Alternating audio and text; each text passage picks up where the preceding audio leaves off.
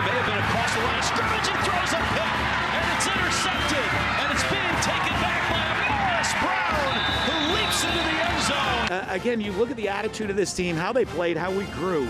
If we can take those same steps again next week, I think we're going to be headed in a great direction as a team for this year. Calandria sweeps on the right side, breaks a couple tackles, and is in the end zone. Yeah, this guy can play. He's had a wonderful night tonight. Gotta love the UNLV fight song. Nothing like rolling into week 2, 2-0. Big matchup on Saturday night against UCLA. Dan Mullen and his Rebels can make a statement with a win over the Big Ten Bruins, who got smoked by Utah 43-10 in Pasadena last night. Rebs are improving each week with a chance to knock down UCLA and improve to 3-0. We'll hear more from head coach Dan Mullen tonight, but first, let's head out to a hot and humid Houston, Texas, y'all. Dan Mullen and his Rebels getting set for a Friday night fight against the Bearcats. The Rebels bring the heat.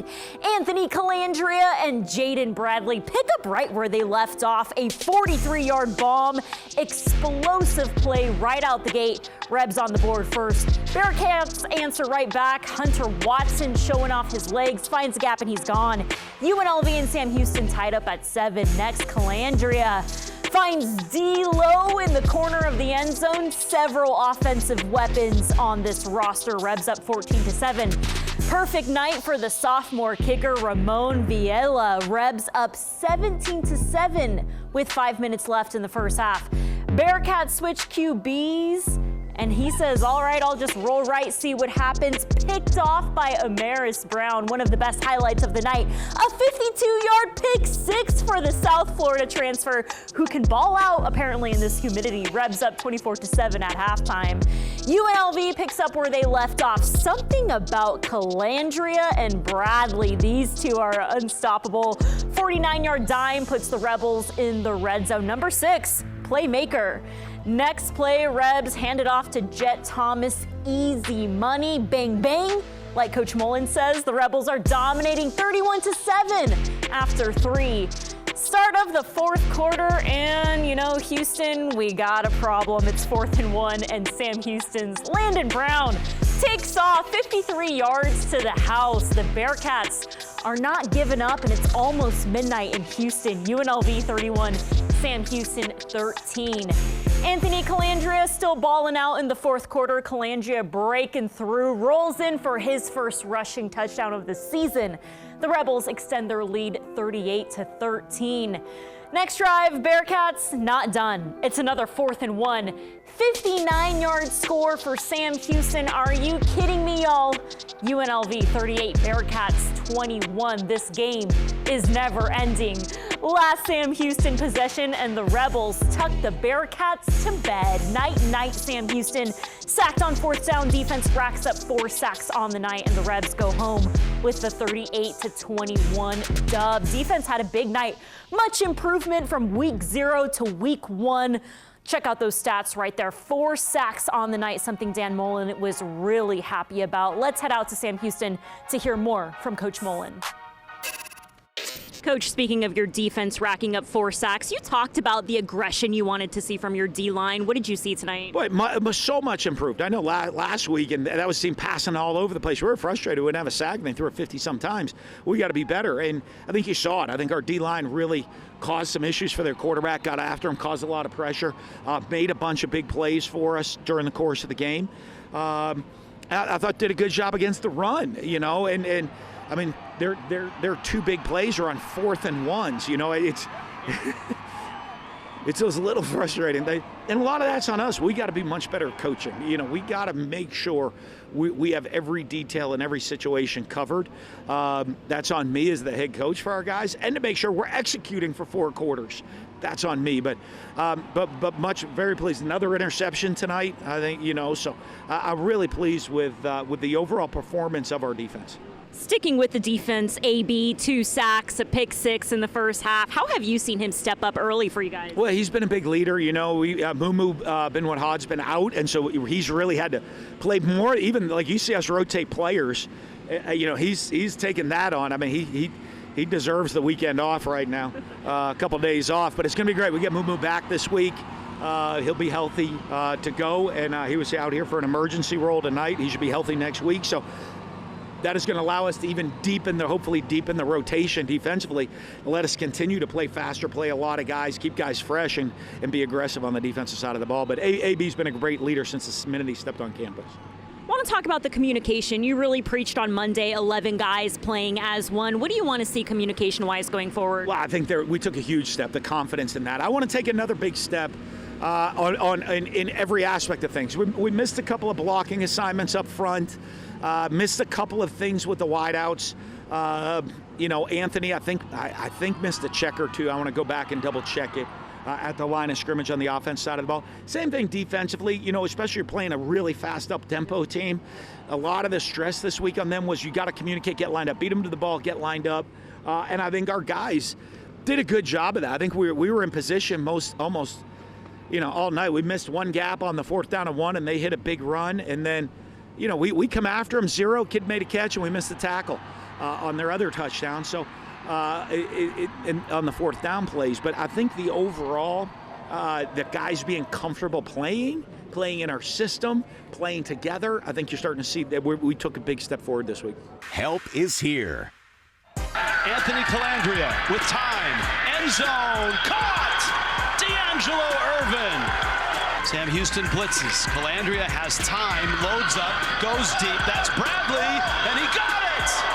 Bradley came out with it, and he's down at the 3. It's so huge, just not giving up, just being able to finish stuff in drills, in competition stuff, in whatever, in life, in school, just being able to finish your stuff. Like, college football it's really a job, so you got to be able to finish your stuff and get to it.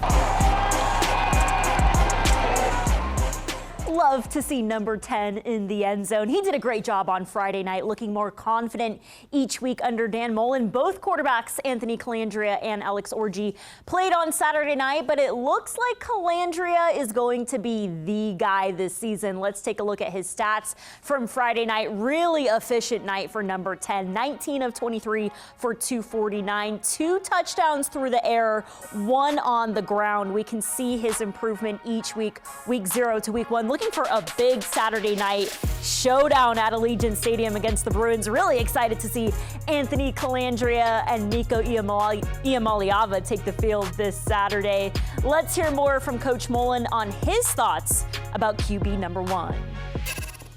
I talked to him in our scrimmages, and I was always looking at the numbers, and they were okay. And I said, hey, listen, I mean, to be a good quarterback for me, 65% completion's the minimum. You should be 70+. In first 2 games, he's really done that. I think he's doing a great job managing the game, making good decisions. If they give him a shot, he takes a shot. If it's not there, he doesn't force the ball down the field.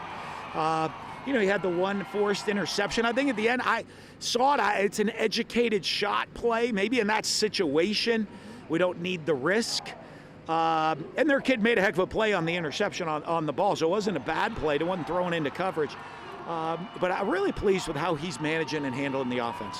Another big night for Jaden Bradley. He seems to be an X factor for you guys. What can you say about his playmaking ability? Well, it is. I mean, he's a deep threat. He's going up, getting the ball, doing a really good job. Again, a guy I look at that I'm looking at the talent that you have, and I'm saying, hey, we're going to count on you to be a big guy for us. And you need to expect to do that.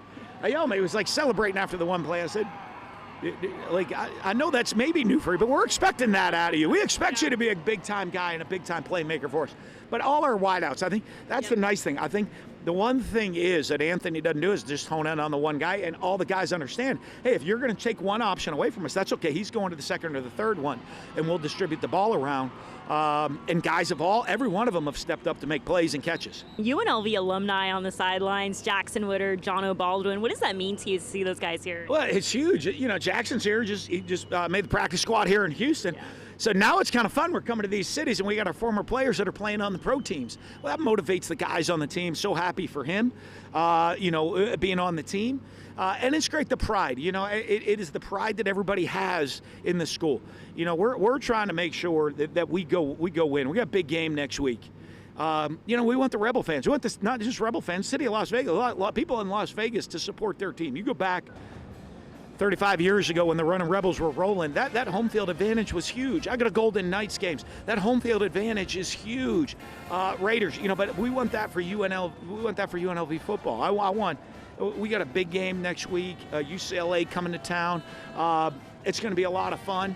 But I want everybody in Las Vegas to buy into their team, come support us, and show up. They did a great job 2 weeks ago, and I'm expecting a great crowd this week and great support from the Rebel fans and the city of Las Vegas.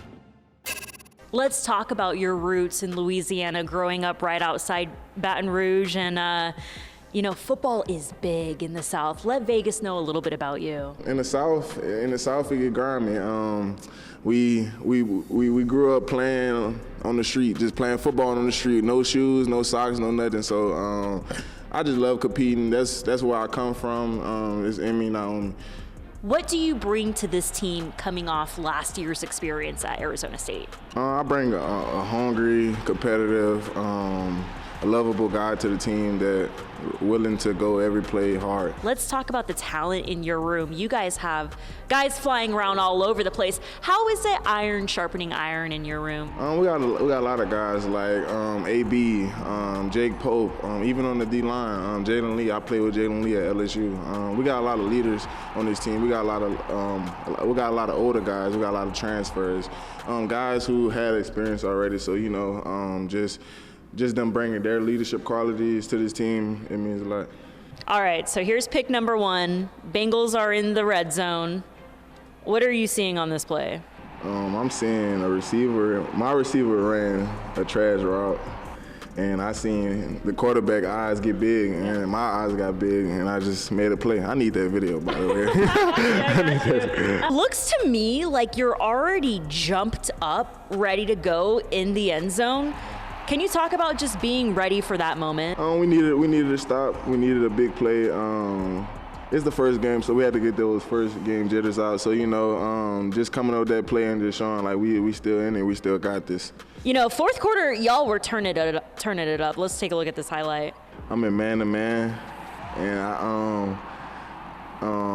I seen him looking behind me. I'm like, yeah, something behind me. So I just opened up, and it came right to me. I really was trying to score, but it didn't go as planned. Pick 6 on the way, but love how you keep going. Can you talk about that playmaking ability that you have? It's in me. Just like I said, a competitive guy who just loves competing, loves winning. I'm from a winning culture, high school, even college. I love winning, and that's what I want to bring to this team. Walking through the store in the morning, how beautiful this facility is. We're in the lobby at the Fertitta Football Complex. Talk about how much football has changed your life. It changed my life a lot. That's why I wake up. That's my desire to do. I have a great coach who keeps me going, Coach Davis, spiritually, mentally, and I feel like just coming here and being a part of this program with him and Coach Mullen and Coach Gunther, it's a blessing. And that's why I love the RebZone, all these great player features. Hey, the Bruins are coming to town on Saturday for a 5 p.m. kickoff at Allegiant Stadium. Lucky us, the Big Ten Media Days were here in Las Vegas this summer, and we got to hear from head coach Deshaun Foster and his thoughts on playing Dan Mullen at Allegiant Stadium. Welcome back. I know you football fans were glued to your couches this weekend watching college football. Hope you stayed up late to get a glimpse at UCLA's new quarterback Nico Iamaleava, who went viral this summer, leaving Tennessee to play for the Bruins in LA. Not a strong start for UCLA at home last night in Pasadena, getting blown out by the Utah Utes 43-10. Shaky start for the Bruins defense at home, and maybe not what we expected from the Bruins' big pickup this offseason, Nico Iamaleava. UNLV has a huge chance to knock off the Bruins at home on Saturday at 5 p.m. kickoff. I know Dan Mullen and the entire UNLV football team wants to see you kick this guy's butt. Nico Iamaleava, not a strong start. Week 1, 11 of 22, 136, 1 touchdown, 1 INT. The former 5-star in LA, didn't shine bright, and maybe he won't even shine bright this weekend at Allegiant Stadium. Like I mentioned, we were at Big Ten Media Days this summer. Here's more from UCLA's head coach and his thoughts on head coach Dan Mullen. Big time coach, you know, he was in SEC. Probably shouldn't have been let go or whatnot, or whatever situation happened for him. So I know he's a good coach, and I know he's fired up to get an opportunity to play against a Big Ten opponent like us. So we're going to make sure that they got to match our intensity for that game, but I'm looking forward to it. Coach, I'll wrap it up with UCLA getting ready for the Bruins on Saturday. Like you mentioned, big game. Just the momentum you guys have going into this game on a 2-game win streak. Yeah, it is. You know, I mean, we're in a good place, and we've taken a big step from week 1 to week 2. We're going to talk to guys in there. We got to take a big step from week 2 to week 3. We get a big game at home. Should be a lot of fun. That's why we do it. You want to play in big games and have a lot of fun. We got that opportunity next week. We'll get to work. Guys will take it's Friday. Well, I don't know, it's Saturday morning. It's Saturday morning. You know, we'll get home real late. I just told them, I said, y'all, we're heading back to Vegas. I said, the town's still rocking and rolling. No matter what time we get back to town, it's still going in Vegas. Let's get on the plane fast. You guys might want to have some fun when we get back in at 4 a.m. I don't know. No, but they get the weekend off. Hopefully recover, rest. We'll come back Monday and really get to work with the players for the UCLA game.